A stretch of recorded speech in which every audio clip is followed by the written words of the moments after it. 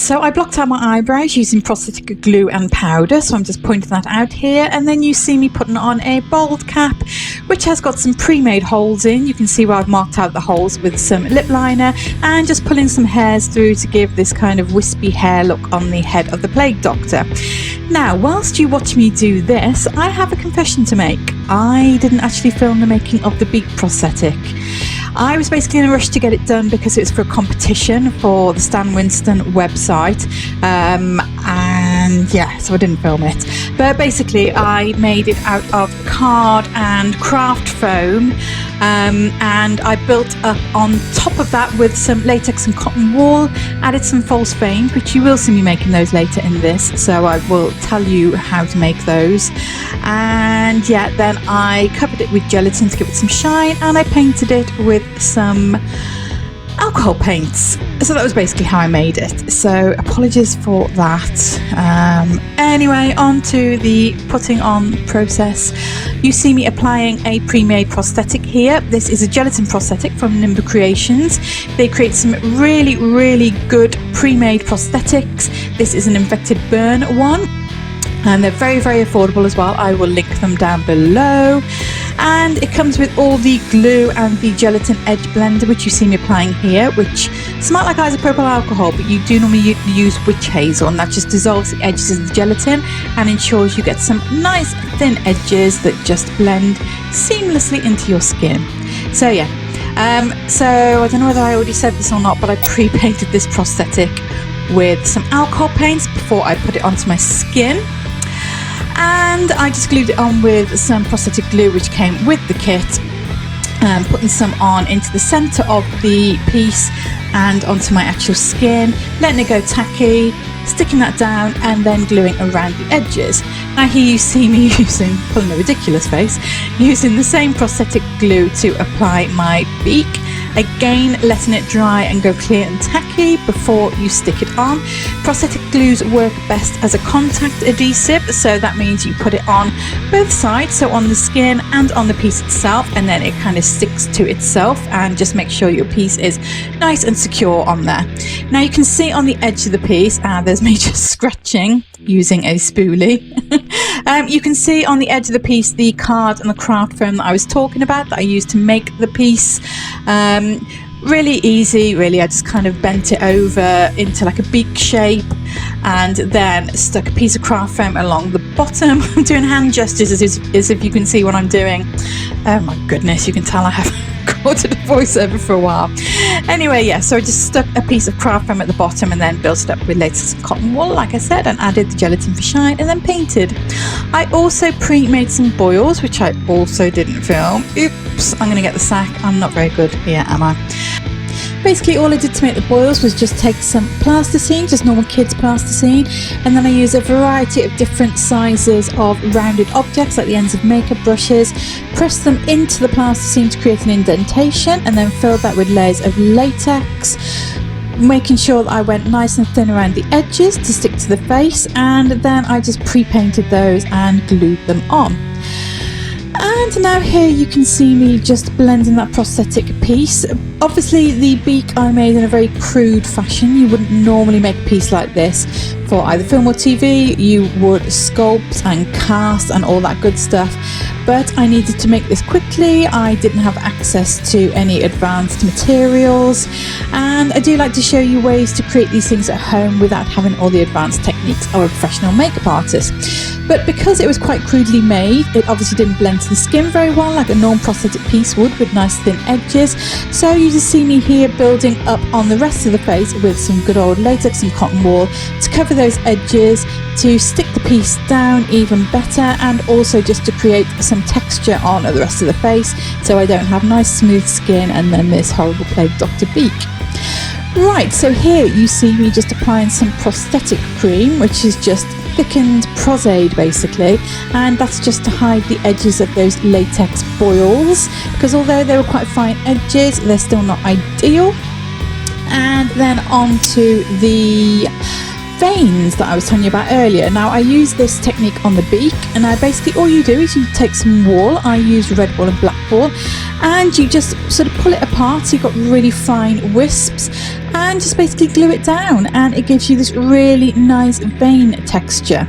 So you just see me building that up on the sides of the face here. Just add as many veins as you would like. The world is your oyster when it comes to your veins.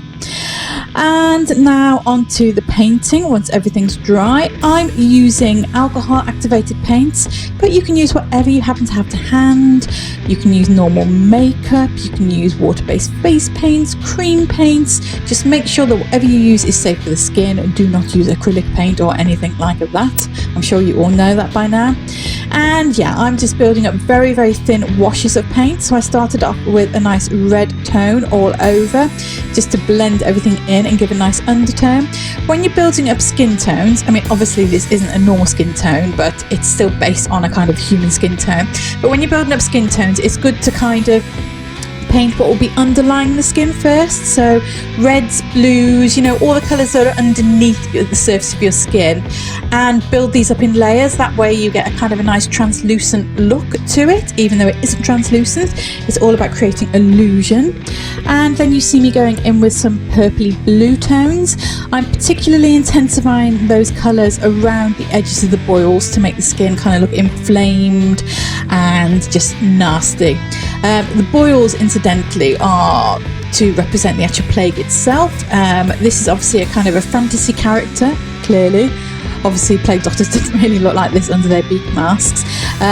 But yeah, he's got a lot of the kind of the trademarks of the plague. So he's got the boils, he's got the kind of diseased-looking skin going on that forehead. So yeah, that's the reason for that. And then I'm just going over those darker colours with a lighter tone. I'm using the kind of a pinky purpley tone. Obviously not normal skin tone, but I wanted to look kind of more diseased, like the actual beak part that you can see that I've already pre-painted. Then when I needed some more opaque colour to basically cover up a little more of what was underneath, and also to colour around my eyes, I used some grease paint. This is basically a dupe of the Flash palette, a much cheaper version of, and I just built up using the same kind of colours around the eyes and just on areas where I needed a bit more, like I said, a bit more of an opaque tone to cover up what was underneath. So areas where I need a little bit of highlight, for example. Using these instead of the alcohol paints around my eyes, because it's not great to use alcohol paints around your eyes because they're quite strong. Anyway, moving on, I then built up some layers of liquid latex, dried those off, and then kind of picked holes in them to give a kind of a, almost like a burnt, diseased texture to the skin. As if the skin was kind of flaking off and peeling off. You can see me ripping the holes there with a round-ended tool, incidentally. Do not use anything sharp on your face. Once that latex was dry, I just painted the insides of those holes with some red toned alcohol paint, just to make it look really sore. And he's starting to look really, really pretty. Now, the next thing you'll see me doing in just a moment is applying a fake plastic monocle, which I pre-aged and painted by just scratching the surface and painting with some alcohol paints. Now, the reason I decided to do this is because plague doctors used to wear these goggles, which were kind of a part of their mask, their kind of PPE of the day, I suppose, personal protective equipment, for anybody that doesn't know what that is. But obviously my plague doctor has all the elements of the mask actually incorporated into his actual facial anatomy. So I wanted to include the goggles within that, but only on one side. A, so that I could see, but B, because I think it gave a really creepy effect. So here you see me just gluing it down and then just applying some good old latex and cotton wool to just kind of blend that into the face a little bit, drying that off and then painting it with some more of those grease paints.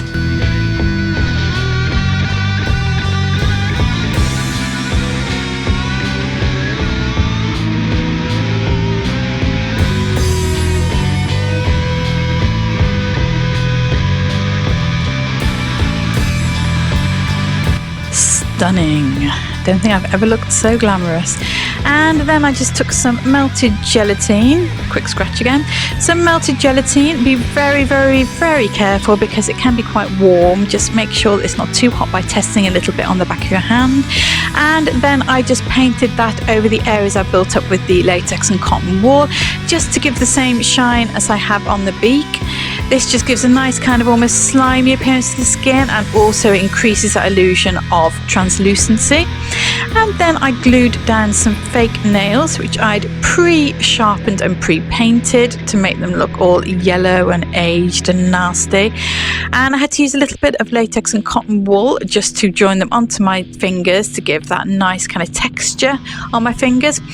And then I used some mashed banana to make some nice pus for the oils. Lovely. You can actually buy pre-made pus, which is better really, but I didn't have any, so I had to use what I had to hand. And then I just, once the latex and cotton wool was dry on my hands, I just painted over those to make the fingers look really dirty and nasty. The costume is just some fingerless gloves, which I made dirty with some lard of all things, and a cape and a nun's costume. Beautiful. And we're done. If you enjoyed this tutorial, please like, comment, subscribe, all that good stuff. I promise to try and post more regularly now all the demonetization and cop stuff has settled down. And here is a real ghost voice caught on camera.